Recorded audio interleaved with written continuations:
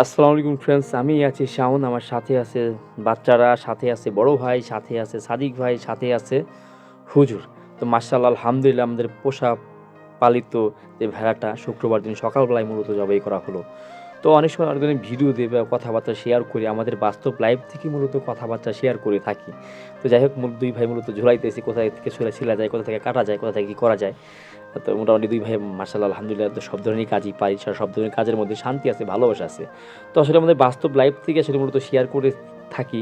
তো মূলত যে ভেড়া পালন, খাসি পালন, হাঁস পালন, মুরগি পালন, কবুতর পালন, গরু পালন, এইগুলো মূলত আমার ভাইয়ের থেকে মূলত আগ্রহ করা বা ভাইয়ের থেকেই মূলত শেখা।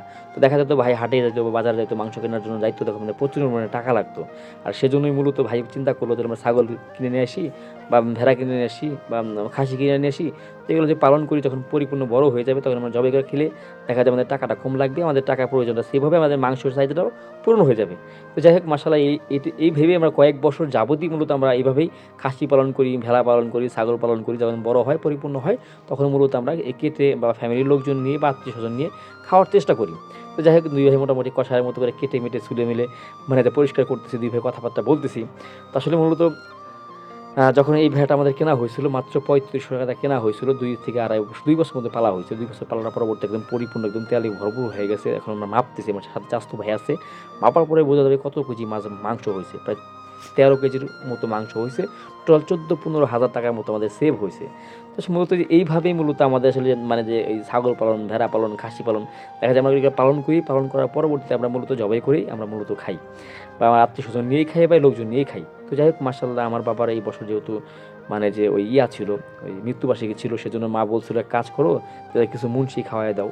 তো এর মধ্যে বড় ভাই বলল যে, "না, তাহলে কাজ করি, তাহলে আমাদের যে লোক আছে বা লেবার আছে বা শ্রমিক আছে, যারা আমাদের কারখানায় কাজ করে বা গাড়িতে কাজ করে, তাহলে এক কাজ করি, তাদের জন্য মূলত আমরা ব্যবস্থা করি।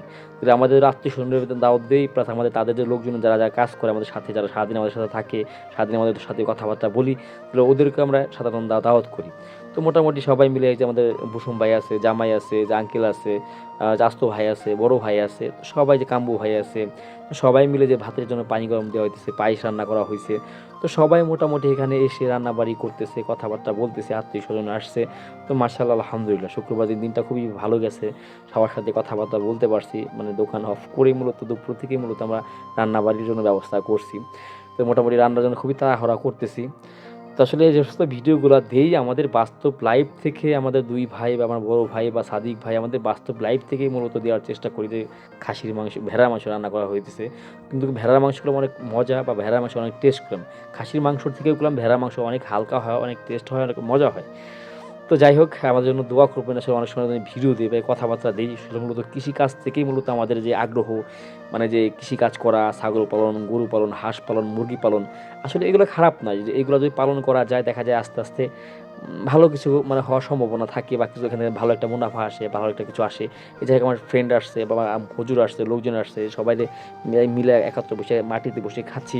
তো মাশাআল্লাহ আলহামদুলিল্লাহ, এটাই ভালো লাগে। গ্রামের মধ্যে বসবাস করে একদমই ন্যাচারাল টাটকা খাবার একসাথে একসাথে বসে খাচ্ছি, মাটির মধ্যে বসে। তো এর উপরে আসলে কি দুনিয়াতে আর কি লাগে? আল্লাহর কাছে লাখ লাখ শুকরিয়া আদায় করি, আল্লাহ যেন ভালো রাখে, সুস্থ রাখে।